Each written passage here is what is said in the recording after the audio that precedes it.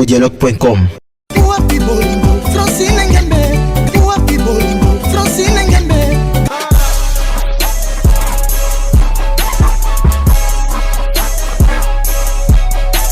congodialogue.com. congodialogue.com. congodialogue.com. Mesdames et messieurs, bienvenue à ce numéro Duel, le mois de février, entièrement consacré à la Constitution. 11e anniversaire de notre Constitution. Moi, je la tiens, elle est là. La Constitution du 18 février 2006. Un colloque est prévu pour cet événement, pour honorer la Constitution, pour la respecter, mais aussi pour la célébrer. Et ça va se passer ici même à Kinshasa par le même organisateur du 10e anniversaire. Vous vous rappelez certainement. Sur ce plateau, je reçois le professeur André Mbata. Ça sera sa 4e participation à ce grand numéro de duel. Le professeur André Mbata, je rappelle qu'il est professeur de plusieurs universités à travers le monde. Il enseigne aussi ici à Kinshasa.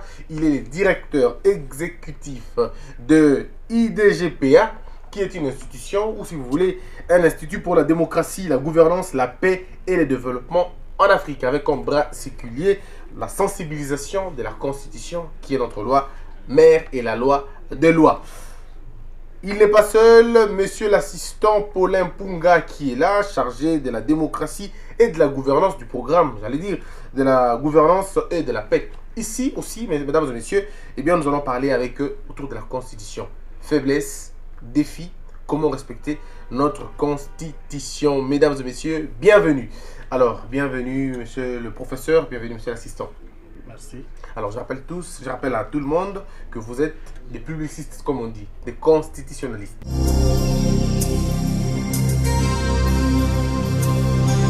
Monsieur le professeur, dites-nous, bras sur le cœur, quels sont vos rapports avec monsieur Vital Kamerhe et est-ce que vous avez été membre de ce parti et que vous avez renoncé à ce parti? Bon, les rapports avec Vital Kamerhe sont très bons. Et le président Vital Kamerhe, président national de l'UNC, et moi-même, à plusieurs activités que j'ai organisées, il a toujours été avec moi. Et donc, les relations sont très bonnes. Mais pour la circonstance, je préfère... Ici, mon institut, c'est une ONG. Donc, ce n'est pas politique.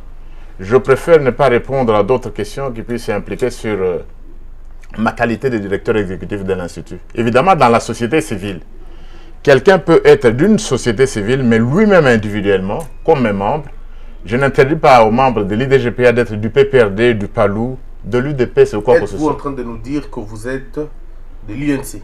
Je ne réponds pas. J'appartiens à un parti politique, mais pour le moment, je préfère ne pas répondre à cette question parce que l'objectif de l'Institut n'est pas là. Je préfère parler des questions individuelles après et peut-être à une autre émission, je répondrai. Mais ça, c'est d'abord avant tout pour l'IDGPA. Très bien. Merci beaucoup, monsieur le professeur. C'était la part des vérités. Alors, monsieur l'assistant, une part des vérités, pas individuellement maintenant, mais c'est par rapport à la structure. On raconte que l'IDGPA n'est qu'un bras séculier des Occidentaux. Vous êtes payé, nourri, tout simplement pour diaboliser le politique actuel. Tout ce que vous faites, c'est justement pour montrer les faiblesses, tout simplement, de notre pouvoir en place. Donc, vous êtes, comme on dit, des enfants de cœur des Occidentaux. Non, je dirais que c'est une mauvaise coloration qu'on veut coller à notre institution. Nous sommes un institut de recherche. Et en tant que tel, cet institut forme des jeunes chercheurs autour de notre directeur exécutif qui nous encadre. Nous avons comme mission d'abord de promouvoir la recherche. Et comme l'état de droit, la démocratie font partie aussi des concepts qui ont besoin d'être compris, nous y consacrons un peu de temps pour réfléchir et vulgariser, montrer aux gens la compréhension qu'il faut donner à ces concepts-là. Alors, les articles respectés par la Constitution, vous n'en dites rien, vous ne félicitez pas les acteurs politiques quand ils respectent certains articles, mais il suffit pour vous de voir un article interprété très mal ou mal appliqué ou même à moitié, c'est tout pour appeler tous les médias et critiquer. En principe, la Constitution est faite pour être respectée. Et lorsqu'elle est respectée, il ne doit pas y avoir un problème. Mais lorsqu'elle n'est pas respectée, nous sommes là comme des veilleurs. Nous veillons à ce que la Constitution soit respectée, puisqu'on ne peut pas construire un état de droit et commencer à fouler au pied la Constitution. Très bien. Donc nous sommes des surveillants, si je peux m'exprimer ainsi. Quel est l'essence d'une constitution dans une république? C'est trop comme une question, c'est assez complexe. Oui. Et ce qu'on peut dire en résumé, c'est que la constitution pour laquelle l'Institut se bat et passe, en tout cas réserve la plupart de son temps et de ses activités, et comme vous l'aviez dit au départ, la loi fondamentale du pays.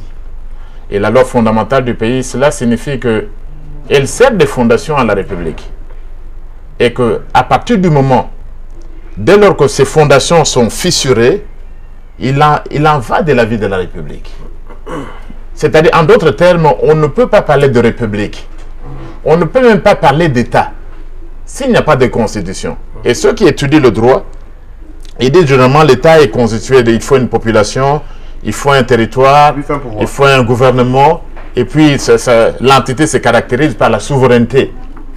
Mais il faut ajouter ce que l'un de mes anciens doctorants a pu défendre dans une thèse.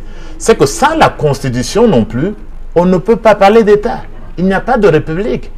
Et pour être plus simple, s'il n'y a pas cette Constitution, vous ne serez pas citoyen de la République démocratique du Congo. Vous pouviez être peut-être citoyen de Lesotho, citoyen de la Namibie, mais c'est en vertu de la Constitution, de ces règles que nous nous sommes données pour régir notre pays. C'est en vertu de ces règles qu'on peut vous dire de vous que vous êtes citoyen de la République. Très bien. Prenons l'hypothèse que nous avons une constitution que nous devons respecter. Alors, lorsque les articles de cette constitution ne sont pas respectés, à qui la faute? Est-ce que l'inadaptation de la constitution par rapport à nos valeurs traditionnelles? Est-ce un déficit en termes de communication par rapport à nos peuples? C'est-à-dire, je parle des autorités qui n'ont pas la culture de respecter la Constitution. Le problème, il est où entre ceux qui doivent appliquer la Constitution et les prescrits de la Constitution? Je crois que vous revenez souvent sur cette question-là qui, à mon humble avis, elle est fondamentale. Vous y revenez justement parce que la plupart de nos compatriotes et la plupart de vos auditeurs ou des téléspectateurs se posent justement cette question-là. Où est le problème?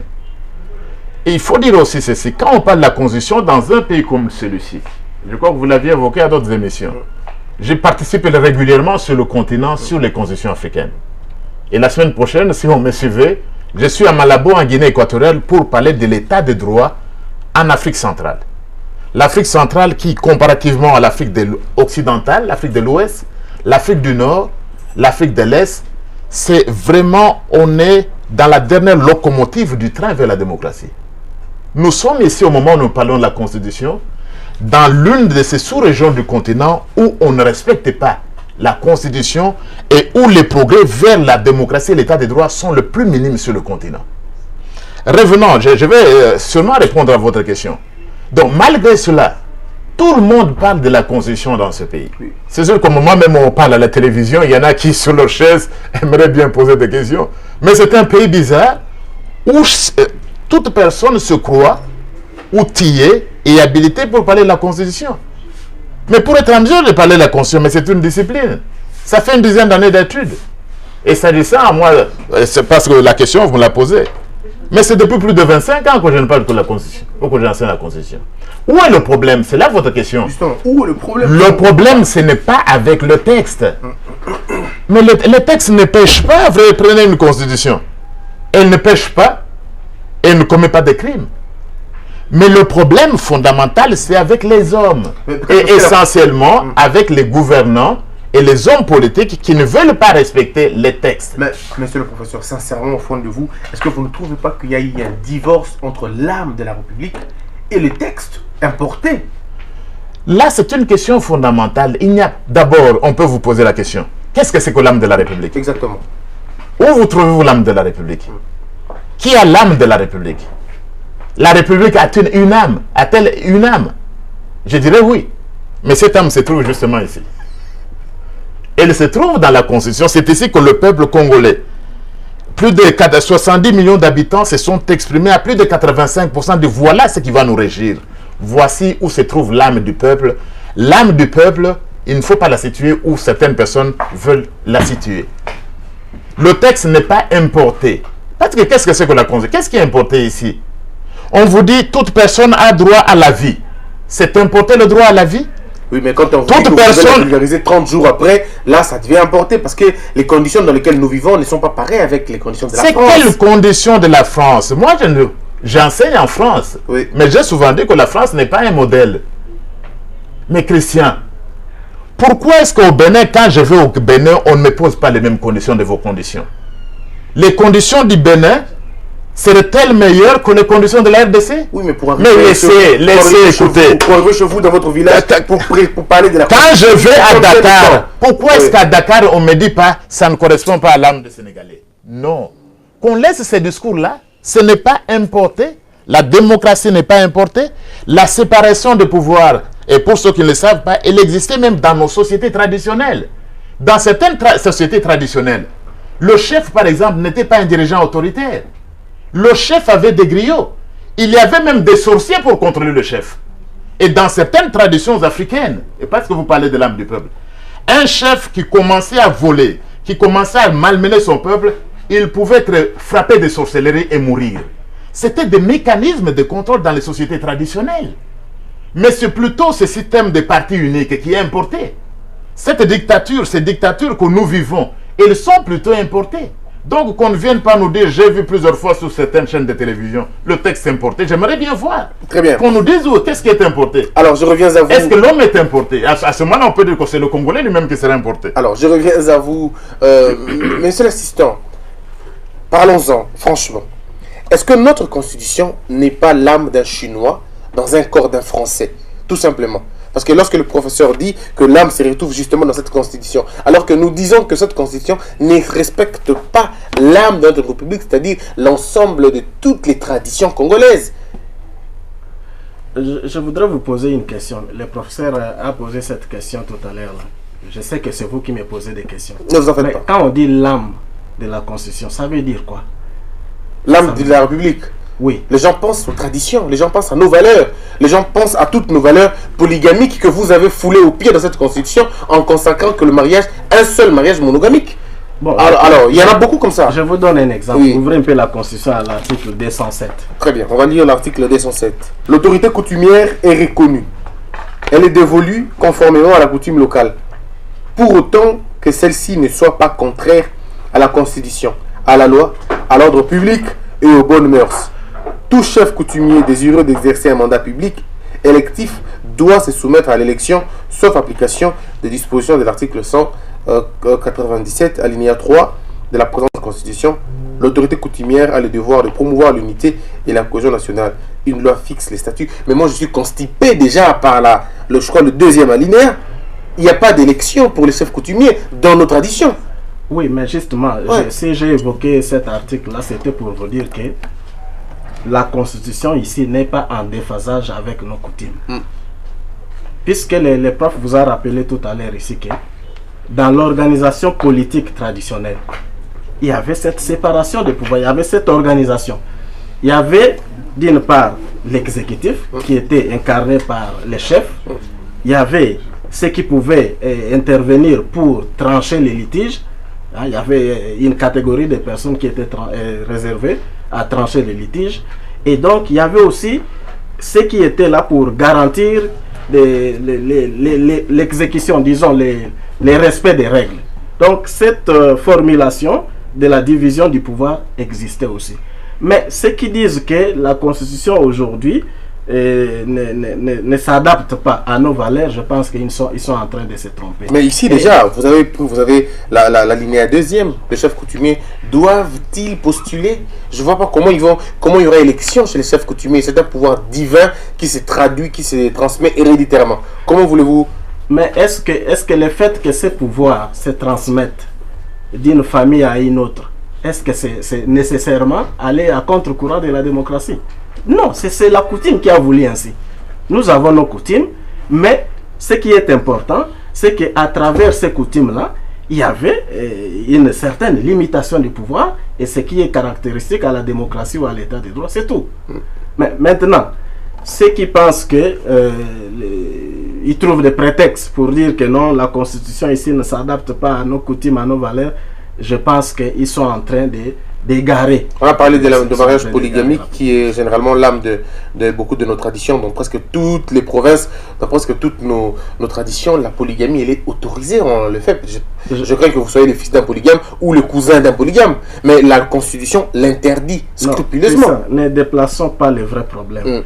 Nous sommes à l'époque du droit écrit. Okay. Nous avons accepté d'accéder au droit écrit. Et les droits écrits, c'est essentiellement les textes. Et les textes ici, généralement, sont les textes proposés par l'élite dirigeante. Et l'élite dirigeante propose des textes, on les adopte, et c'est un contrat pour que les dirigeants et disons, les gouvernants et les gouvernés, nous puissions respecter les textes. C'est tout. Maintenant, lorsque nous regardons dans la vie politique, dans la pratique, qui sont les grands violateurs des textes? Ce sont les dirigeants. Ce sont des dirigeants. Et pourtant, pour ces textes si précis, vous vous rappelez en 2005, lorsque on s'apprêtait à aller au référendum, vous savez les discours qui étaient en vigueur en ce moment-là? Vous vous rappelez, non? Justement, si vous ne votez pas pour cette constitution, alors, il y aura la guerre, il y aura la fin du monde, nous amène la paix, cette constitution est bonne, ainsi de suite. Et certains ont même dit non, ceux qui ne vont pas voter pour cette constitution, ils vont nous trouver sur leur chemin. Mais alors, après, on l'a voté, je crois à 95%, le peuple l'a accepté. Maintenant, lorsqu'on a dit, bon, le peuple l'a accepté, commencez maintenant à appliquer la Constitution. Les problèmes ont commencé. Je vous parle par exemple de l'article 175. Très bien. Les budgets de recettes et de dépenses de l'État, à savoir celui du pouvoir central et des provinces. Allez à l'alinéa D, s'il vous plaît. Voilà. La part de recettes à caractère national allouée aux provinces est établie à 40%. Elle est retenue à la source. La loi fixe la nomenclature des autres recettes locales et la modalité de leur répartition. Cet article ici, nous l'avons accepté à travers le référendum. Mais qu'est-ce qu'on en a fait?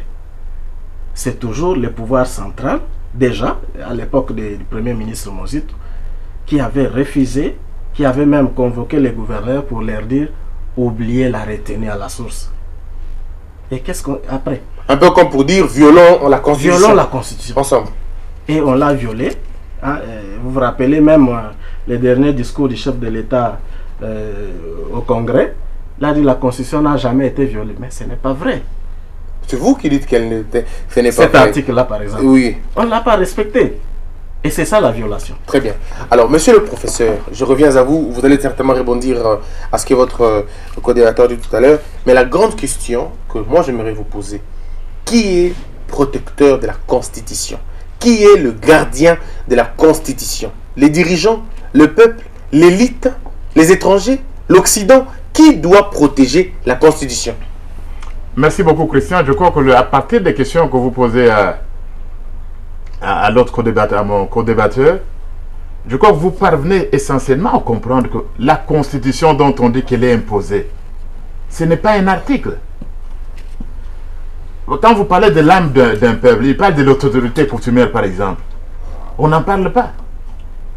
Pourquoi on veut réduire la Constitution à une disposition? Et l'âme d'un peuple, vous avez bien fait de poser la question. Le problème ici dans notre pays, c'est qu'on voudrait réduire l'âme d'un peuple à l'âme d'un individu. C'est ça le problème. Et il faut être sincère. L'âme d'un peuple, ce n'est pas l'âme d'un individu qui veut ou d'un groupe d'individus qui veulent s'assurer une éternité au pouvoir. L'âme d'un peuple. Mais circulez votre micro dans le peuple. Allez à Kinshasa, demandez à Kingasani, demandez à Ndjili s'ils ont des problèmes avec cette constitution. Je crois qu'il faut mettre peut-être fin à ce terme-là. L'âme d'un peuple, ce n'est pas l'âme d'un individu. Nous ne sommes pas à l'époque où Louis XVI ou Louis XIV pouvait dire « l'État, c'est moi ». C'était comme ça. L'État, c'est moi. L'État, c'est elle. Non. Cette époque-là est dépassée. L'âme d'un peuple, ce n'est pas l'âme d'un individu. Très bien. Conforme, pas conforme à notre tradition africaine. On vous dit qu'il faut respecter les règles. On vous dit il faut, par exemple, en termes de... il faut une alternance démocratique. Alors, lorsque vous ne voulez pas respecter les mêmes règles, vous dites non, ça ne correspond pas à l'âme d'un peuple. Vous allez jusqu'à démocratiser ce qui n'a jamais été le cas. Non, on dit c'est possible. coutumier. Si c'est prévu, parce qu'aujourd'hui, ils ne sont pas élus. Si Oui. c'est possible, ils peuvent le faire. Parce que la coutume n'est pas statique. La coutume aussi évolue. Exactement. Les traditions aujourd'hui que nous vivons aujourd'hui, elles ne sont pas celles d'hier de nos ancêtres. Je crois qu'il faut aussi tenir compte de cet élément-là. La coutume des nations évolue et n'est pas statique. Donc le problème ici, c'est le problème des individus. Et je crois que la question que vous posez n'a même plus un sens aujourd'hui. Pourquoi? Parce que et dans la majorité, et dans l'opposition, dites-moi s'il y a quelqu'un qui ne jure pas par la Constitution. Vous voyez, ça contredit même certains discours qu'on entendait avant. Si vous allez au niveau du rassemblement, ils s'en tiennent au respect de la Constitution. Front commun pour la Constitution. Mais suivez le discours de nos amis de la majorité. Le PPRD, il est pour le respect de la Constitution. Le PALO et finalement l'AFDC, tous ces partis-là sont pour le respect de la Constitution. Oui, donc ça contredit tous les discours que vous entendiez au départ. Non, il faut jeter. Vous avez entendu certaines personnes vous dire non, c'est un chiffon, il faut jeter. Mais maintenant, toute la classe politique est au pouvoir et dans la majorité disent la Constitution. Donc cette question-là est dépassée. J'ai dit que le problème chez nous ici, c'est le problème avec les individus. Alors qui protège la Constitution? Je vais arriver à la question. Et j'ai souvent dit dans une phrase, et dans une sorte d'anecdote, prenez la Bible, vous êtes chrétien, nous sommes dans un pays très croyant. Et malheureusement, nous ne sommes pas des saints.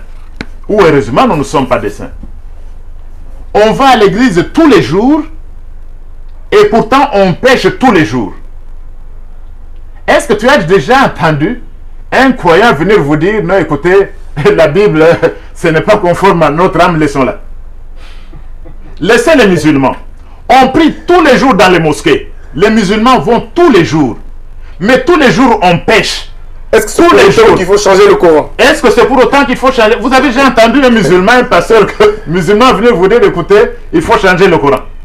Les protestants ou les églises de réveil.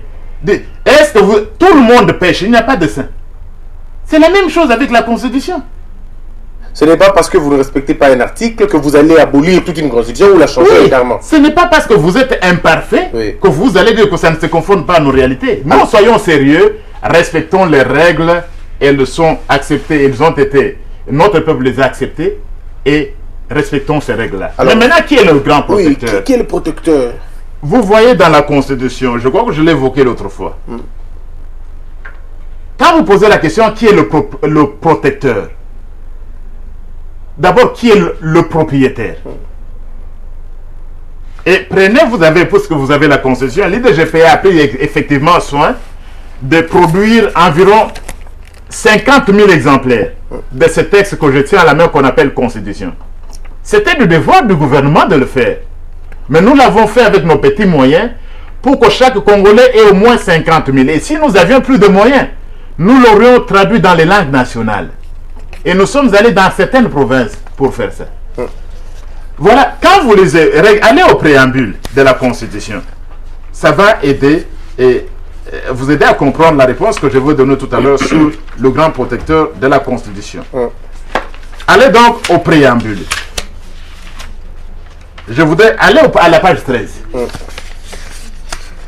À la page 13. Vous voyez le préambule. Exactement. Le préambule, donc, c'est le début. Pour ceux qui n'ont pas fait le droit, c'est une émission ouverte au public. Allez-y.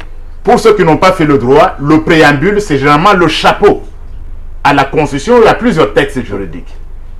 Et voilà, le préambule commence par où? Monsieur Christian, monsieur le journaliste, si vous pouvez nous le... Comment ça commence le préambule? Nous, peuple congolais. Arrêtez là, s'il vous plaît. Voilà comment commence la Constitution. Nous, peuple congolais. On n'a pas dit moi, professeur Mbata, parce que je suis au pouvoir. Nous, les partis politiques. On n'a pas dit nous, les partis politiques. On n'a pas dit nous, les professeurs de droit. Nous, les intellectuels. C'est nous, peuple congolais. Alors, c'est le nous, peuple congolais. Vous avez là une référence nette au plus grand défenseur. Le plus grand défenseur de la Constitution, donc, c'est le peuple lui-même. Parce que c'est lui le propriétaire. C'est lui le propriétaire. Et il doit veiller. Évidemment, à travers les élections, dans un régime démocratique, il y a des institutions qui ont été mises en place. Il y a le Parlement, il y a le président de la République, il y a les cours et tribunaux, la Cour constitutionnelle qui a aussi son rôle. Mais en fin de compte, l'arrêt par exemple de la Cour constitutionnelle de la RDC à la requête de la CENI a démontré comment une Cour constitutionnelle peut tomber dans l'hérésie et mal interpréter la Constitution. Et finalement, à ce moment-là, non seulement ce n'est pas moi qui le dis. Ce sont de grands juristes comme vous, monsieur le professeur, à qui vous n'allez pas dénier la qualité d'être juriste. Ils ont reposé leur arrêt sur de bases juridiques et ils ne se sont jamais plaints pour ça. Aucun membre de la composition ne se plaint. Non, mais comment? Oui. Il y a plusieurs membres de la composition qui ont refusé de siéger, monsieur Christian. Vous êtes dans quel pays? Je crois que vous êtes dans le même pays que moi, en RDC. Plusieurs juges de la Cour constitutionnelle ont dit que c'était une aberration. Ce n'est pas moi qui le dis. Parce que la loi organique, pourtant organisation et fonctionnement de la Cour constitutionnelle n'a pas été respectée. Parce que même le quorum pour siéger n'a pas été respecté. Des juges constitutionnels éminents. Et je dois vous dire, ceux qui l'ont dit, ce sont les meilleurs des juges constitutionnels. Et ils ont dit que c'était une aberration. Ils ont refusé de siéger. C'était une totale aberration. Et lorsqu'une cour comme celle-là, elle se permet d'aller dans l'hérésie, ce que j'appelle l'hérésie, le peuple ne doit pas reposer sa foi ni sur les gouvernants, ni même pas sur les cours. En fin de compte, le plus grand protecteur, c'est le peuple lui-même. C'est pourquoi l'article 64 vous dit, nous, peuple congolais, vous voyez le préambule. L'article 64, vous pouvez le lire peut-être, parce que c'est en fait, c'est le mois de la Constitution, et ces émissions nous permettent également de vulgariser davantage le texte de la loi fondamentale. L'article 64. Tout Congolais a le devoir de faire échec à tout individu ou groupe d'individus qui prend le pouvoir par la force ou qui l'exerce en violation des dispositions de la présente Constitution. Vous pouvez vous arrêter là. C'est nous, le peuple congolais. Nous avons pas seulement le droit, il faut distinguer. Pas le droit, parce que le droit, on peut l'exercer ou pas. Mais le devoir. Donc, quand on viole la Constitution, vous ne pouvez pas rester dans votre chambre, ou parce que vous êtes, même vous, des médias. Nous n'avons pas, on n'a même pas le droit de se taire. Je ne sais pas si vous comprenez le même sens. Très bien. On n'a même pas le droit de se taire. On n'a même pas le droit de rester indifférent quand on viole la loi fondamentale. Parce que tout Congolais a le devoir. Mais l'alinéa 2e vous rattrape.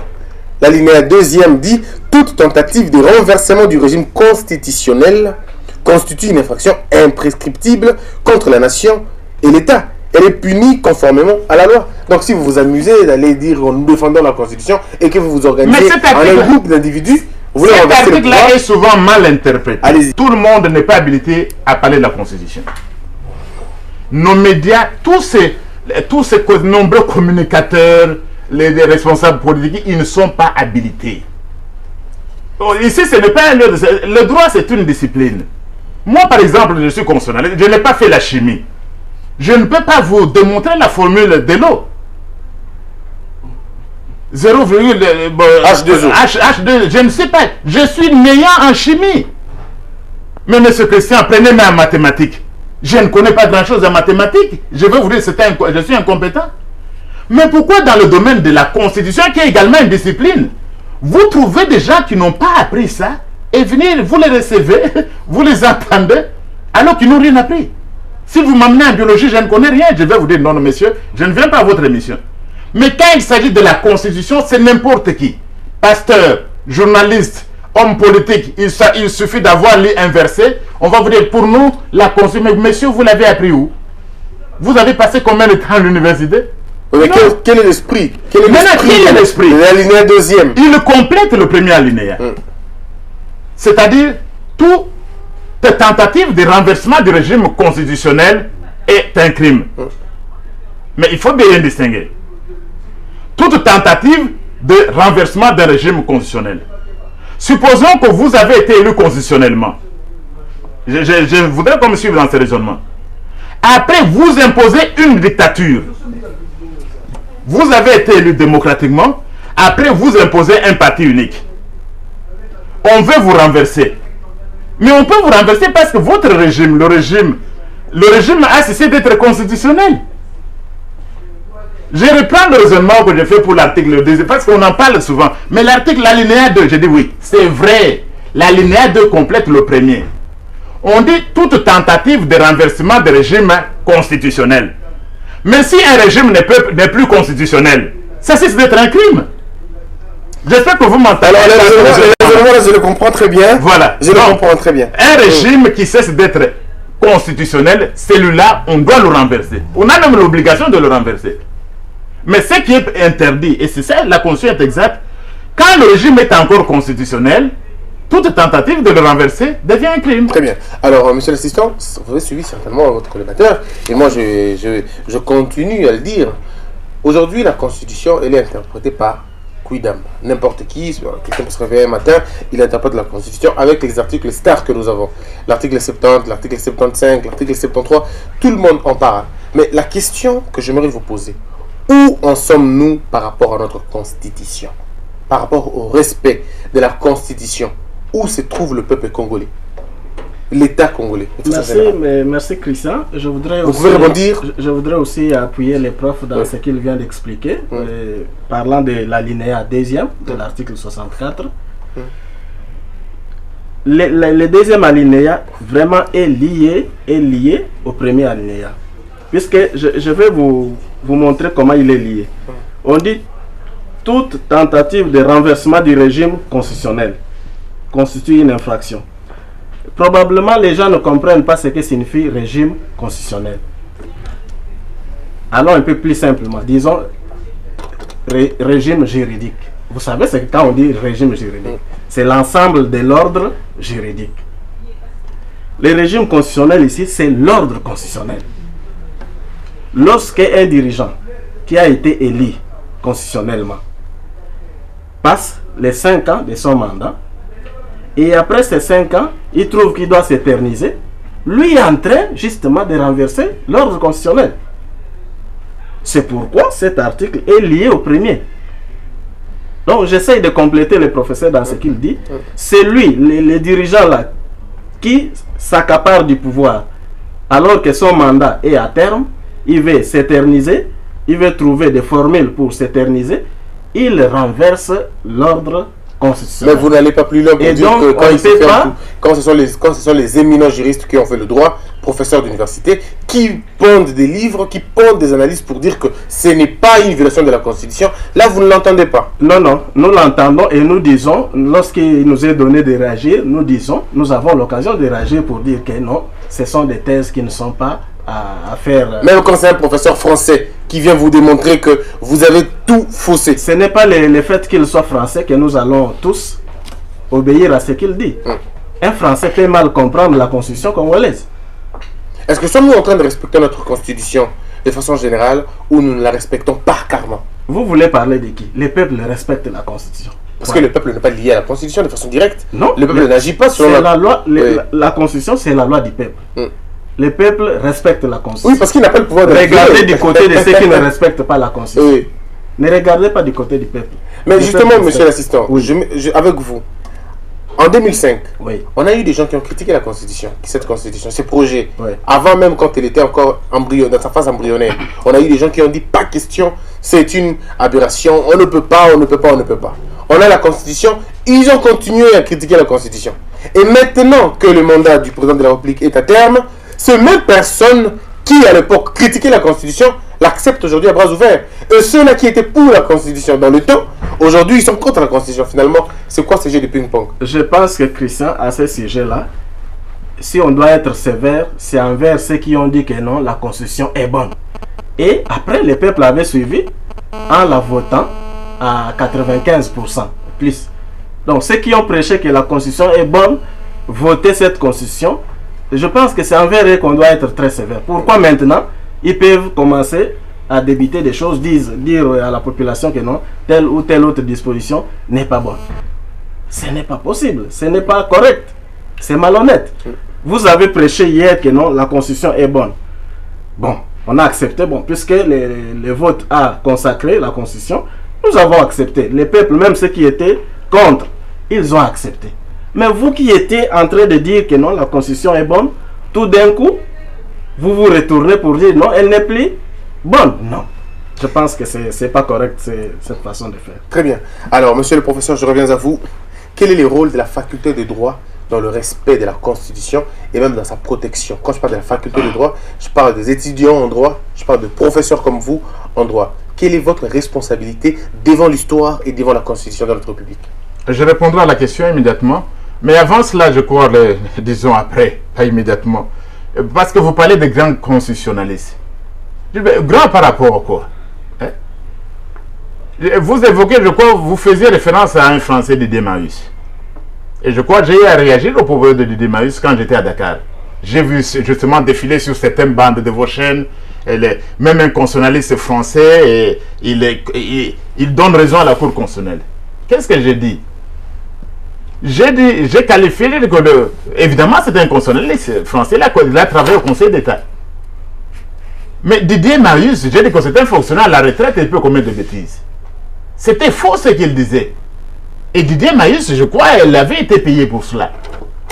Et je l'ai dit, je suis en droit de réagir contre Didier Maïs parce que j'ai été professeur invité dans la même université que Didier Maïs. Mais pourquoi est-ce que... C'est très intéressant aussi. Pourquoi est-ce que quand Didier Maïs écrit, ça défile sur les bandes?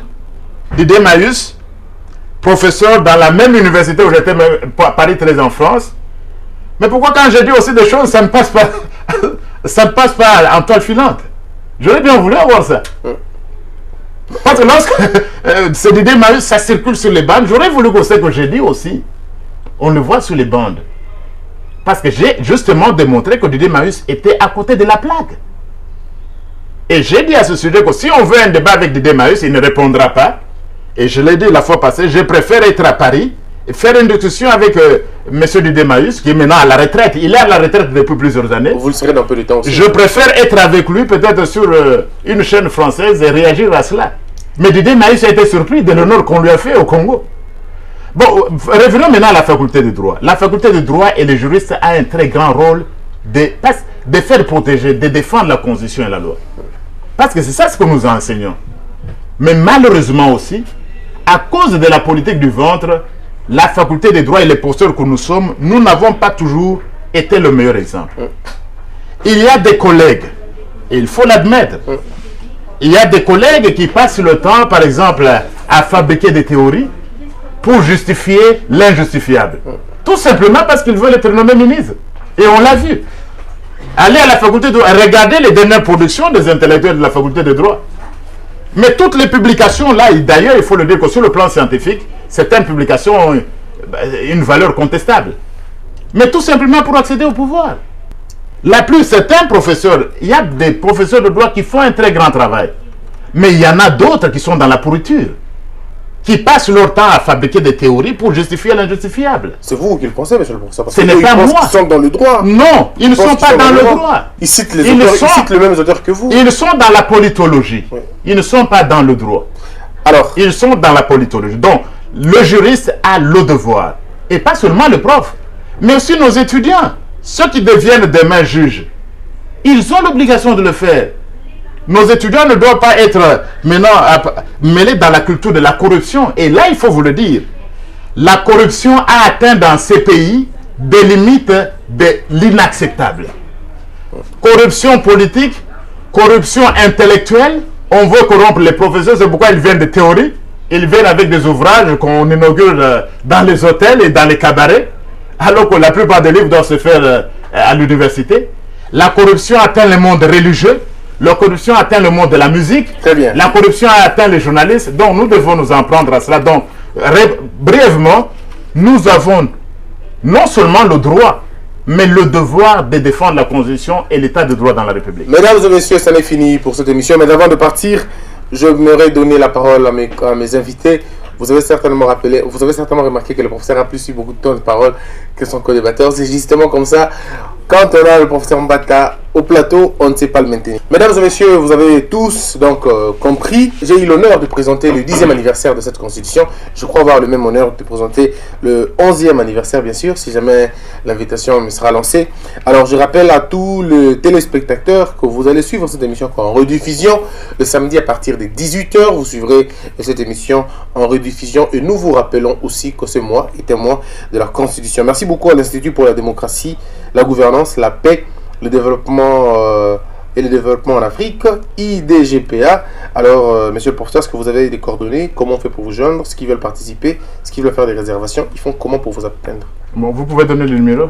Monsieur l'assistant, vous pouvez. Oui, nous avons d'abord ceux qui veulent nous joindre officiellement. Nous avons un site, je pense que le site www.idgpa en minuscule. Nous avons aussi une adresse email, oui. amangu@idgpa.org. Ça, c'est l'adresse email. Les numéros, bon, il y en a beaucoup. Oui, donnez un seul. Par exemple, les 082 47 78 681. Il y en a d'autres. Très bien. Alors, mesdames et messieurs, ça n'est fini pour aujourd'hui. Merci beaucoup. Le professeur André Mbata est professeur des universités dans le monde, mais aussi ici à Kinshasa. Il est directeur exécutif de l'Institut pour la démocratie, la gouvernance, la paix et le développement en Afrique. Il est aussi l'auteur de la fameuse lettre que vous connaissez tous, la lettre ouverte au président de la République. Il était accompagné par l'assistant Paulin Punga, assistant à l'université de Kinshasa dans la faculté de droit et doctorant. Merci d'être passé, monsieur le professeur. C'est nous qui vous remercions. Alors, mesdames et messieurs, on l'a toujours dit, on le dira assez, que la peur quitte nos esprits et que Dieu bénisse la RDC.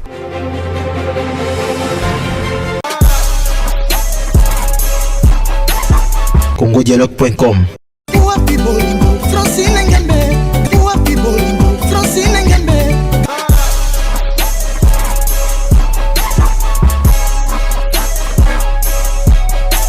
congodialogue.com. congodialogue.com. congodialogue.com.